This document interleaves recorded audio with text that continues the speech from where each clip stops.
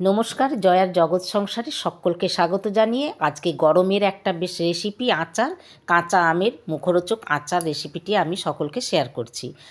আমগুলো ডুমো ডুমো করে কেটে নিয়ে তাতে লবণ আর হলুদ মাখিয়ে আমি প্রথমে একবেলার রোদে আমি দিয়ে দেবো। দেখুন এগুলো আমি রোদে দিয়ে দিলাম, আর যাতে ধুলোবালি না পড়ে সেজন্য আমি এই পাতলা কাগজগুলো আমি ঢাকা দিয়ে দিলাম। এটা শুকোক, এদিকে চলুন আচারের যে মশলা সেটা তৈরি করা যাক। এটা কালো সর্ষে, এটা হলো মৌরি, এটা নিয়েছি জিরে, আর এটা কালো জিরে, ডাব্বায় আছে হিং, এটা মেথি আর শুকনো লঙ্কা। তো প্রথমে আমি একটি ফ্রাই প্যান আমি বসিয়ে নিলাম। গরম হলে আমি একে একে প্রথমে আমি মৌরিগুলো দিয়ে দিলাম। আমের পরিমাণ যেমন সেরকমই আমি মশলা দিয়েছি, তো মশলাটা বেশি হলে ভালো হয়। এরপরে আমি এটা মেথিটা দিলাম। দেখুন মশলার পরিমাণ হলে আচারটা খুব টেস্ট লাগবে। এরপরে দিলাম জিরে, তারপরে দিলাম কালো সর্ষে,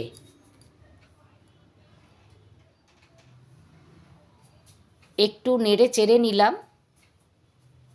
যখন দেখলাম এটা বেশ একটু গরম হয়ে গেছে, ফুটতে শুরু করেছে, তখন আমি শুকনো লঙ্কাগুলো দিয়ে নিলাম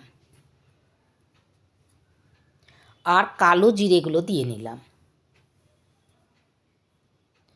এরপরে এগুলো সব আমি ভাজলাম যতক্ষণ না পর্যন্ত এটা সুন্দর একটা গন্ধ উঠবে, ততক্ষণ ভাজতে হবে। আর মাঝে আমি একটু হিং, অবশ্যই হিং দেবেন। হিং দিলে আচারের কিন্তু স্বাদটা অনেক বেড়ে যায়। এই ভাজা মশলাটা আমি দেখুন রং চেঞ্জ হয়েছে, যখন সুন্দর গন্ধ উঠলো তখন আমি অফ করে দিলাম আর ঠান্ডা করলাম কিছুক্ষণ। ঠান্ডা হওয়ার পর আমি শিলনোড়াতে পিষে নিলাম। খুব মিহি করে পিষবেন না, আমি মিক্সিতে এ কারণে পিষলাম না, কারণ খুব মিহি পিষলে কিন্তু আচারের যে স্বাদ সেটা কিন্তু নষ্ট হয়ে যাবে। এটা কিন্তু একটু দরদরেভাবে বা খুব মিহি নয়, ঠিক এইভাবে পিষে নেবেন। আমি শুকনো লঙ্কাগুলো পিষে নিলাম, আর যেহেতু মশলাটা ভাজা তাই এটা পিষতে খুব একটা কষ্ট হবে না। দেখুন সমস্ত মশলা আমার পেষা হয়ে গেল। এরপরে দেখুন রোদ থেকে আমি নিয়ে এসেছি, আমগুলো অনেক শুকিয়ে গেছে। লবণ দেওয়ার পরে যে জল, সে জলটা বেরিয়ে গেছে। এরপরে এতে দিয়ে দিলাম সর্ষের তেল। এটা সর্ষের তেল ছাড়া অন্য তেলে হবে না, কিন্তু আপনি সর্ষের তেলই ইউজ করবেন। দেখুন অনেকটা তেল লাগবে, তেলে ডুবে থাকবে। এরপর ভাজা মশলাগুলো আমি এর মধ্যে দিয়ে দিলাম।